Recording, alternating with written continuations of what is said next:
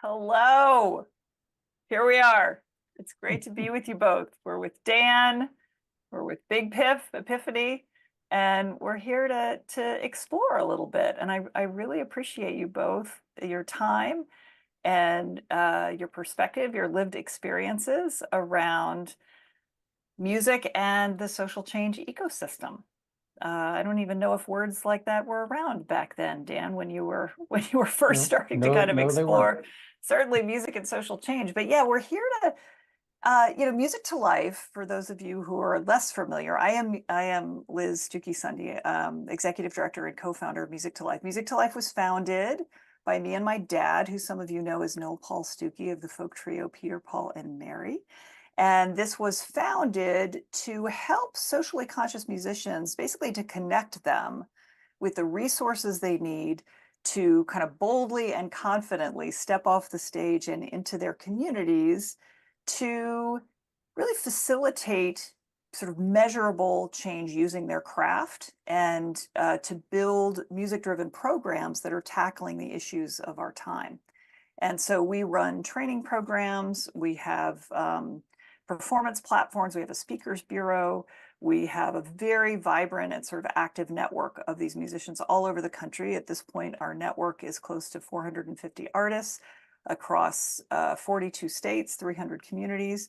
More than half of our artists are artists of color.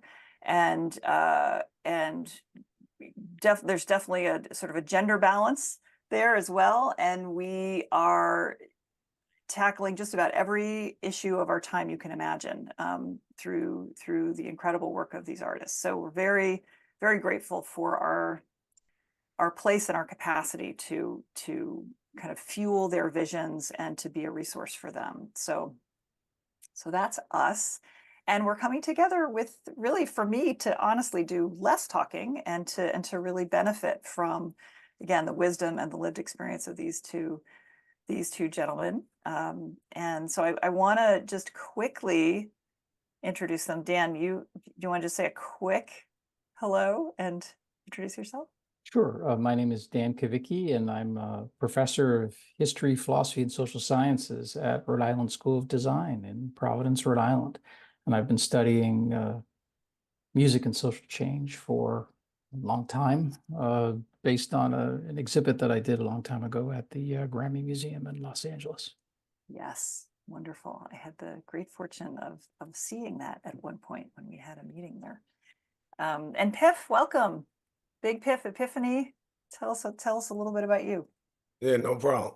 Excuse me. So Epiphany Morrow, artist name is Big Piff. Most people call me Piff. It's because people don't like syllables. I call my career name Hip Hop Adventurer, which is completely a name that I made up and IRS doesn't respect. But it's an intersection of hip hop culture where it meets community empowerment. That's great. And you are based where? Remind me. Mostly in Atlanta Metro, but I bounce a lot between Atlanta Metro and like Central Arkansas or Central and Northwest Arkansas. Yeah. Got it. Excellent. Well, great to have you both here. We are going to be quick in this. We're going to leave everybody wanting more, and we will be sure to post how folks can get in touch with you or learn more about your work. Because Dan, I know you've got some books. Piff, I know you've got some just amazing music and projects. So folks can learn more about you both. But to start us off, I thought what we might do is kind of go back and go forward in time. So Dan in so many ways represents kind of a historical perspective on music and change and this ecosystem, sort of what he's seen in his experiences of observing sort of musicians and change. And Piff, I know that you're in this contemporary space around how musicians are kind of defining this world for themselves. And you'll notice that I'm not talking about music of social change as much as I am talking about musicians who we are certainly at Music to Life. We're building their skills such that they can be these kind of drivers, right, of change and these change agents in their community. So yeah. So does somebody want? I guess maybe we'll go back in time first, Dan, if that's okay. We'll start with you, but if you want to just give us a sort of a sense, your sense of this kind of landscape of music and musicians of social change. It's huge. There's so much to talk about. I mean, the history of musicians acting as change agents is so vast that it's hard to, come up with a kind of coherent history. But I mean, I've been thinking about this, and I would say if one had to sum up the history, it's that musicians have used music in two basic ways. One is to unify a community, and the other one is to inform and confront based on the views of that community. I mean, shaping feelings of belonging and connection and stuff like that is one of the core properties of music making, and musicians have sparked unity in lots of ways over the decades.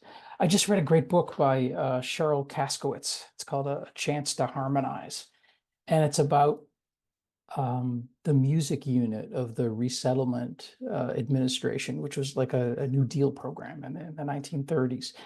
And it did this amazing thing. There were these relocated communities of the homeless and the poor, but this music unit staffed those communities with trained musicians who would help residents put on concerts and musicals and pageants and things like that. And it was really a way for those folks to see their own traditions and to boost morale and to kind of envision a different future, for themselves. So it's like one powerful example that really that comes to mind. I would say you could also see this in early hip hop in the Bronx in the mid 1970s, which was really explicitly a communal musical movement. It didn't have any public recognition through like records and marketing and things like that.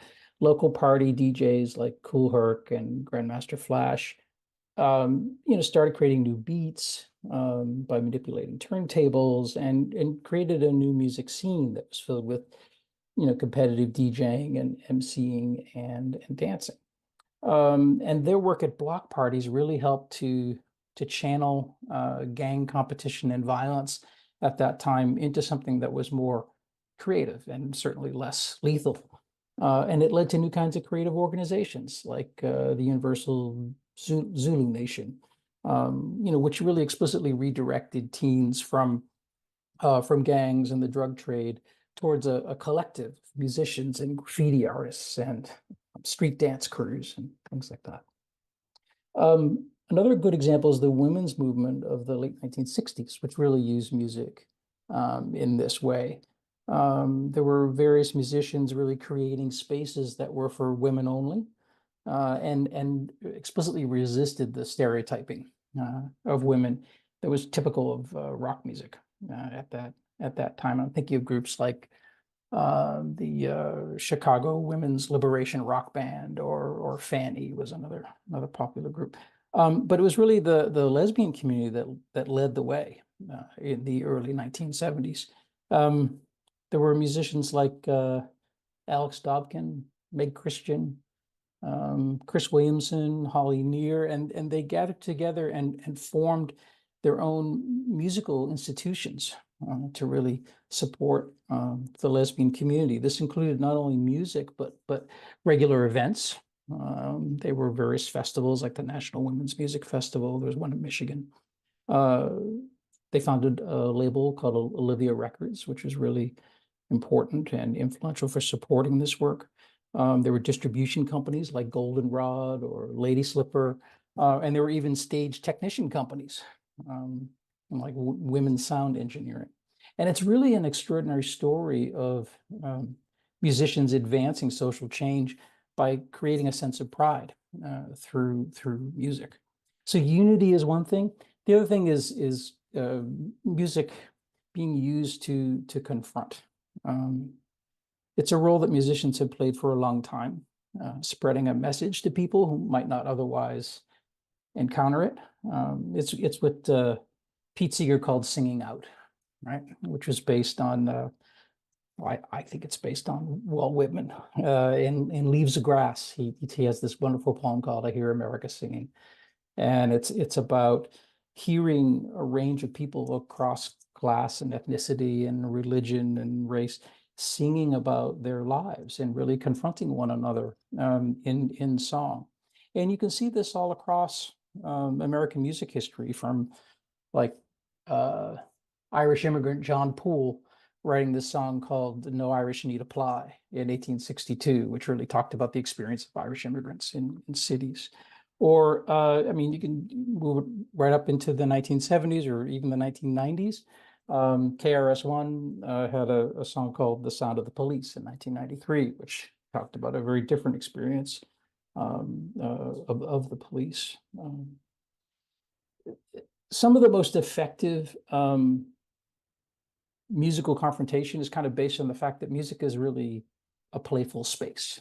You can do things in performance that you can't do in everyday life. And musicians have long used kind of like play, like satire and reversal and things like that, experimentation, to help people to think in new ways. And there are lots of examples of this. Again, I could take it way back, like 18th century broadsides, were often made by taking an existing popular melody and putting new words to it, right? And in the case of early America, this was interesting because most of the tunes were British in origin. Many of the songs were about breaking away from Great Britain. And so you had this contradiction where British songs were being employed to denigrate Britain, right? And it's always powerful to kind of stand in the original sentiment of a song on its head by like taking a tune like Yankee Doodle, which was sung by British soldiers to mock Americans, and instead singing it back to those soldiers as an anthem that celebrated Americans, right? Yankee Doodle has this long, crazy history of people adopting it for various purposes. There are others, and I'll be brief. There's the Hutchinson Family Singers, who used their talents in the cause of abolition in the 1840s. One of my favorites is "Get Off the Track." Have you ever heard "Get Off the Track" from 1844? It hasn't been recorded much. You have to look at it in sheet music, but it subversively kind of it remade a tune from minstrelsy, Old Dan Tucker, by putting lyrics to it that promoted emancipation. And this is like nearly 20 years before emancipation actually happened, right, in 1844. And it basically, the song told people to get off the track because the emancipation train is coming at them. Another good example is in the early labor movement, maybe. The IWW, the International Workers of the World, found that they often had to compete with religious aid groups, for instance. So the Salvation Army would set up a band and a group of singers outside factories and try to attract workers with hymns like "In the Sweet By and By." And there was a union songwriter, Joe Hill, and this is in the early 1900s. He wrote a song based on the tune of "In the Sweet By and By" called "The Preacher and the Slave," which put new words to the melody and basically mocked the Salvation Army's promise that there's a kind of promise of hope in heaven, in the hereafter. And had this great lyric, "Work and pray, live on hay, you'll get pie in the sky when you die. That's a lie," right? I mean, it's very powerful, but it's using the melody, and it's using a melody that the workers would have known and understood, and sort of confronting, the ideas in that original song. I suppose it's also worth mentioning an example like Lalo Guerrero, who was this a great Mexican-American singer and the founder of Chicano music in the 1940s and 1950s.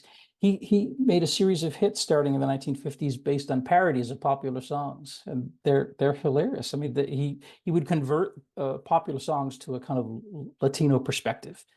Pancho Claus. He did one to the tune of "O Solo Mio" called "There's No Tortillas." My favorite is "No Chicanos on TV," which is just very funny, but also very pointed.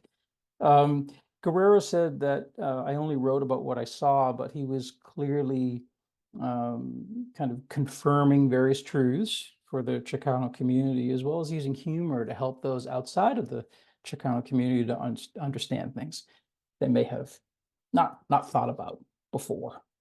So these are two things that I kind of see in the history. There's this kind of two functions, to unify and to confront. And what's interesting, of course, is that musicians working with communities. I think another thing that shows up is that it's hard work. It's not easy. Maybe it looks easy from the perspective of the end. When you have a clever song or something like that, or a song that really brings people together, but there are lots of stories of how musicians have had to really figure out how to gain access to communities and how to really work with communities and understand their needs. Going back to that book that I mentioned before, about the New Deal, it was originally started by Charles Seeger, who's this famous, ethnomusicologist and father of various Seegers that come into the folk movement. Charles Seeger was initially intent on promoting avant-garde classical music among the people, because he thought it dispensed with bourgeois notions of harmony and that sort of thing, and that would really appeal to the people. It was a complete failure. I mean, spectacular. It was just awful. The music didn't appeal to workers and to working class people at that time. The greatest successes of the music unit were in the daily efforts of like local musicians who had been placed with communities. There was someone named Margaret Valiant, for instance, who had gone to Juilliard and was really interested in folk music. And she just worked for a year through trial and error to find a way to spark the residents of her community to kind of regain the confidence to play and to sing with one another. And it was halting and it was slow, but in her respectful listening and kind of persistence over time, she really built this vibrant musical community and helped people to create change for themselves through that community. Well, So that empowerment thing is interesting too, Dan. Just that empowerment thing too is very interesting. Indeed, and yeah. how that works and why music seems to be a lever for it, I think is Right.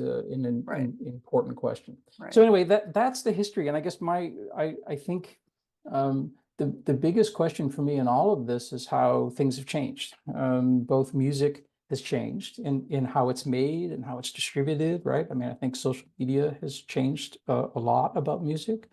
And then also community itself has changed. What is community? It used to be in neighborhoods. It used to be more geographic, and now community is geographic, but it also doesn't have to be that way. It can be online. Right. And people from different parts of the world can gather together and form a virtual community. And how does music and social change work there? That's sort of a big issue, I think. Well, and then just thank you, Dan, so much. Feels like you need another book about sort of musicians and social change. Sort of not just because that's kind of a bridge in some ways over to PIF, just because there is also how the musician has changed. And is kind of evolving in this space. And I just wonder, and Piff, I know that you'll share, as Dan has, just from your perspective, kind of what's life like these days for, what's your experience in being kind of in this contemporary space of music for change, but just this, I think there is a real, at least from Music to Life's perspective, there is a real kind of interest in lifting their voices and taking and having, again, sort of the skills and being valued for stepping into communities, as to really make a difference, to really address the issue beyond just singing about the issue. So there's a real interest in that. But yeah, Piff, let me turn the floor over to you and welcome again, and however you would like to kind of come at what we're talking about. You're going to need to unmute though, because I muted you before just for noise. There you go. You got it. No problem. So, I think I'm somewhat hypothesizing. Dan probably knows, could go into a little bit more of the background of it. But as I kind of look at the scope of how it changed over the years, especially within hip hop, which is the music form of choice and culture that I've delved the most into, it was like very heavily the socially conscious issues being wrapped about in the music, but also the artists being involved in the streets as well. But then when it became a global platform, it opened up to a lot more artists, and you still had like social consciousness in a lot of the music, but because it was like a global sphere and it became more ways to make money and more ways to explore this whole new world open up to these artists, you started seeing less the direct connection to it in the communities. And you have kind of a person like Pac come along who, and there's others before him as well, but like Pac came along who spoke to it and made the proclamations, but it wasn't, his life ended before too much of it materialized in the actual physical world. And you can also just kind of see the lineage of that. You had like artists like Nipsey Hussle years later, who also kind of had a lot of messages of Pac, but was also actively in the communities, implementing it through a lot of times social and capitalistic structures, and even evolved now to people like La Russell, whereas once again, utilizing popular forms of entertainment and popular channels like Instagram or TikTok. He's like real big. That's where his biggest claim to fame came from. But he also is just specifically implementing and activating different ways in the community. So it's not just the music with the social consciousness or the music with the proclamations. You're seeing it more in the physical world. And I think that's becoming more commonplace, just as now you had a group of people who are heavily disenfranchised and then opened up to a lot of riches and spoils, but now I've had time to evolve with it, and you can see now how to actually bring some of the words to life in their physical communities, right? And even though it's not even, this is an example, not even just being in music, but like you have hip hop culture and artists and people are influenced by it, even in like athletes and entertainers. And now they're questioned about what they'll do with their wealth. Like even most recently, an athlete like Jaylen Brown will speak on, oh, I'm gonna have this money, but I'm also gonna figure out what I can do in the community. And that's like a very popular, not even just popular, but it's a very commonplace thing now. If I meet artists, they're speaking as much so what they're gonna do in music, as much so as like what they're actively doing in the community, right? So it's just a direct connection, whereas before a lot of artists didn't see that direct channel. Yeah, that's really interesting. And are you seeing, because of course this is something that we try to do with Music to Life, you know this because I know you've gotten to know us, is are you seeing these entrepreneurs, because I think of that as a real entrepreneurial position also, and we've really been pushing this notion that of making a living while making change. I mean, are you seeing kind of the landscape change in that sense too, so that artists are able to sort of to realize some of these visions for a better community through their community work, and again, not just through their music? Are you seeing, and maybe you yourself, I know you yourself have experienced some of these. Yeah. So I think definitely so, because I think with change, so just for myself personally, it was back in 2012 when I had an experience when I first went to Gambia, and I was doing hip hop ambassadorship work, where I was doing work in the community through hip hop and then performance. I was doing the actual like artistry, but also teaching with hip hop with artists who wanted to try to form careers and speak to their situations. And so it wasn't until then that I realized like my career didn't have to look like what traditionally was before that, which was like just go for superstardom and then, you know, maybe give some money on the side or start a nonprofit that someone else runs. And then I found like a whole community of people through different ambassadors like myself, especially through a program called like Next Level, a lot of hip hop artists involved in hip hop culture, where they're very much like, I'm gonna continue working forever in music, which is before wasn't thought of, right? It was like, it wasn't maybe until the last 10, 15 years, hip hop artists' lifespan was supposed to end around like, 30s or whatnot. But now it's like, okay, just like any other musician, we can go on forever how we want to creating this craft. But at the same time, we can also be active in physical sense in our communities. And it's not necessarily like all what we do in the community has to be said in all the raps to be community. It's just like they're all just one thing, right? The life informs the music and the music speaks to the life. But now it's just a very common thing of, oh, I can make music and I can do this, and they're intertwined, right? They're very much so intertwined. Can I ask a question? Do you find that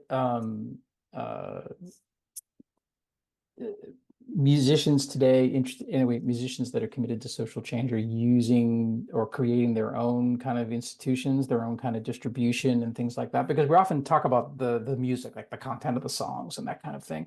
But it always strikes me that there's often a kind of infrastructure behind that can be really powerful if musicians are also involved in that.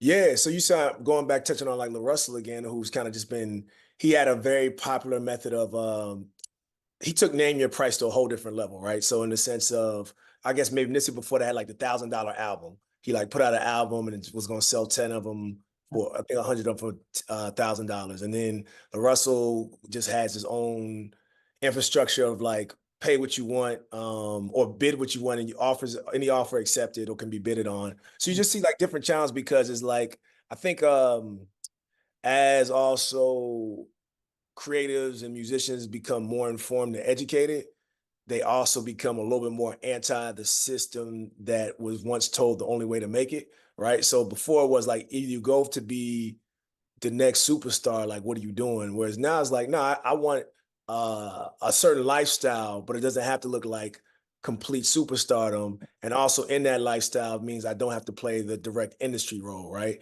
So many people just figure out like even back in the days of when Houston rap started picking up big, like Mike Jones and Paul Wall was very much of and Slim Thug very much of like we make this music, but then we have sell grills on the side, and someone got into real estate, and someone Bun B sells burgers, right? It was very much this. Yes, this is the forward-facing thing that we'll use to start the next platform, but we can start our own bases off of that. And as Charles is like bringing it back to like social change, same type thing. It's very much. I always say I was able to do a lot of things earlier on in terms of fundraising and social change activities because people knew me as an artist, right? So it's like I probably had no credibility or resume, but they're like, "Hey man, we like your music, you cool. We'll take a meeting with you." And then when I come in there, I'll prove my credibility and be able to do certain things. So very much so, people are using that channel of we have this public awareness and this platform, and people pay attention. Cool. Now let's get this meeting to talk about why there's potholes in the road. You know what I'm saying? Yeah. And very much using that as a one-to-one, but it's not like then I'm gonna come back and make a song like fix these potholes. You know, it doesn't have to be you didn't rap about it. It's like you just Yeah. make it work together. That's so interesting. Guy, there still is, however, and it's interesting. I heard a lot of, in what Dan was saying, I heard a lot of kind of singularity, right? Like these single kind of artists who really take it on themselves and then they collectively kind of pull people. That, and Pip, I just wonder if you see that too, but and I'll say that I've heard in our artist circles that it can be a lonely road. The change maker road can be a lonely road, and I just wonder if you're seeing that contemporarily, like these days. Like, how do you find each other, right? I mean, that's part of what Music to Life tries to do is create this kind of community. But how are you finding this? Are you finding lonely? Are you finding community? So yeah, it's definitely it definitely can be like very heavily lonely, but just as the years go on, some of it seems far less lonely. One, because I've just been doing it longer. But secondly, I think just the mindset's changed. So it used to be once again, you're trying to get a seat at the table to the big table. And now it's like we realize in communities there's all these small tables, and all we gotta do is like pull our tables together, right? So I have like certain individuals in certain cities I can name like probably 10 off the top of my head that I don't converse with every day, but if I wanted to go to their city to get involved from music to activism to education, like they're the plug. Like, you know, so I'm just gonna hit them up. And it's like very much so as I keep going on, where you once thought, oh, maybe I'm doing this a solo road. Now there's actually like tons of people in their own shape, form, or fashion doing this. Like just the artist recently who I've known, and actually I'll laugh sometimes 'cause I've seen her so much online. I thought we've met in person. And she's like, yeah, I'm doing more philanthropy now, still making on music. But it's like, this is what I do for these organizations, so on and so forth. So I actually get fed by a lot of them, right? Like I see them all the time, even not if it's not in physical spaces. I see them now online. I think that's just kind of like also just a change of mindset and a change of how artists are approaching it nowadays, of being the fact of this social change is as important to me as my career ascension. That's great. Well, we were just about out of time, which is amazing because I would just love to keep going. But let me, what I'm thinking about is how about we leave with either a perspective or a bit of advice, or what you would share with the artists that are listening, the communities that are listening, the fans that are listening, in terms of sort of furthering the journey. So, if it's from an artist perspective, sort of what would they do to kind of take a step in the ways you have, for example, Piff, or if it's a community, kind of how can you kind of seek out or be supportive in this space of music and change? If it's a fan, how do any sort of advice that either of you would, yeah. So Piff, you want to take it? You can go first. Yeah. Yeah, I'll try to make it real quick. So The quick bit of advice, it doesn't have to be either or. Back when I was really trying to combine the two of community empowerment and music, I was told like, are you either going to be a rapper or you're going to be like an activist or whatnot? And I was like, they can mesh to be the same thing. And I said, it doesn't have to be either or. And just now I'm to a point where I tell people all the time, like I will make a mini video and put it on Instagram that's music related, and that will get me invited to a talk, right? So it's purely music, quote unquote, but it invites me to a talk that's about community based. And I'll be a lot of times in these community spaces, and someone will be like, hey, we're looking for an artist to do such and such, right? So it's like now there is no separation. Like the Kool-Aid's already mixed. You can't take the sugar back out. You know what I'm saying? So it's like very much like the music feeds and informs my social community activation career, and the community activation does it in the music, to the point other people still say they're different, but like it's just all one. It doesn't have to be either or. Well, I mean, I don't know. I was thinking about the future, and you know, I was questioning social media and things like that earlier, but I don't know. I see the same things repeating over and over across the history, and I don't see any signals that I should be doubting that they're going to continue. So, you know, it's all about involvement and participation, and it's all about musicians creating opportunities for other musicians, for listeners, for backstage support, for, you know, everyone to sort of get involved and to come into a community that is created around music. And it seems to me that hasn't stopped. It may take new forms, right? It may be happening online. You may have different kinds of connections that you make that aren't necessarily you know, people that you see locally at the street, or the, you know, the local store or something, but the connectivity's still there. And I think musicians just need to remember that it's the same thing going on, and they can sustain it just in new ways. That's lovely. Thank you both for being here for this very quick coming together. And I know that we'll have some information, background on both of you in the chat. And of course, Music to Life in the chat. If you're an artist and you want to get in touch, please do that. Thank you. Thank you on behalf of Music to Life. And we look forward to keeping in touch and maybe doing more of these in the future. Appreciate it.